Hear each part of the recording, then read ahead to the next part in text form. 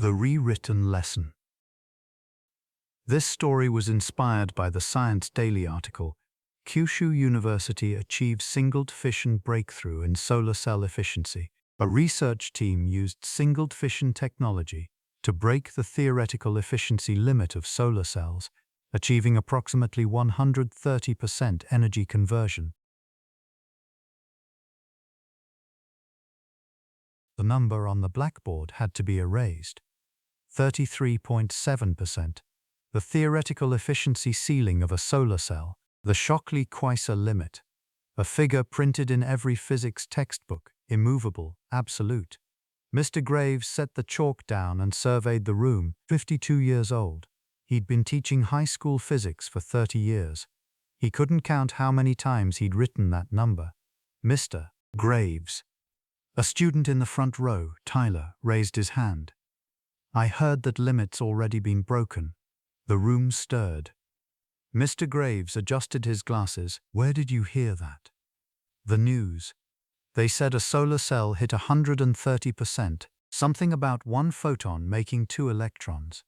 In the corner of the classroom, the teaching assist robot Riku quietly lit its screen. Riku was an AI support unit mounted in every classroom, usually silent, displaying references only when the teacher asked. Mr. Graves, may I display reference material? Go ahead. A research summary appeared on Riku's screen. Singlet fission.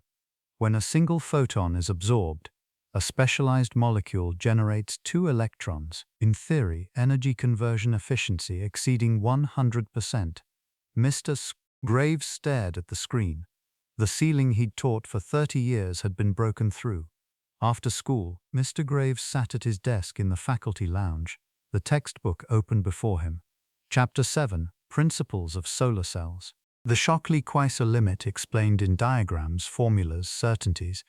Everything said 33.7% was the ceiling. Riku, a Riku terminal, sat on the corner of his desk. Yes, Mr. Graves. How long have we been using this textbook? The current edition was revised 6 years ago. Singlet fission technology was commercialized 3 years ago, so the textbook does not reflect it. 6 years. Mr. Graves closed the book and leaned back. When I studied physics in college, this limit was taught as a wall that could never be broken. My professor said so. I told my students the same thing. For 30 years. In the history of science, the overturning of absolutes is not uncommon.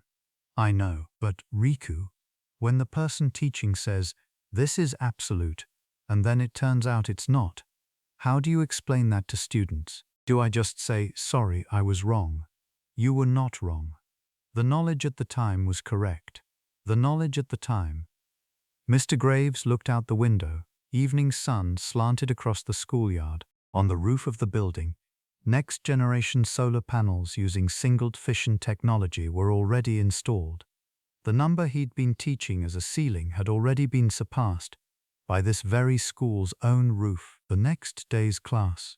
Mr. Graves entered the room and stood before the blackboard. Yesterday's 33.7% was still written there.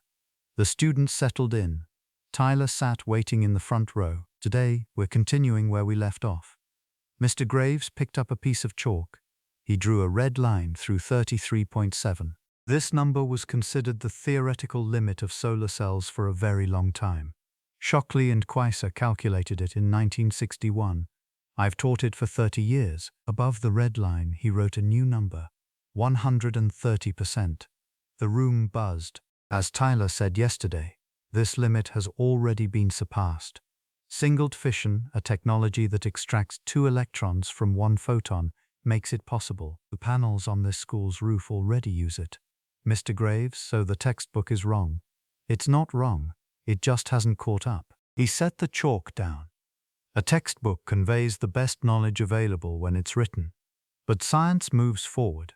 Sometimes reality changes before the textbook does. When that happens, what should a teacher do? The room went quiet. Rewrite the lesson. Riku, I need your help. Mr. Graves called out to Riku.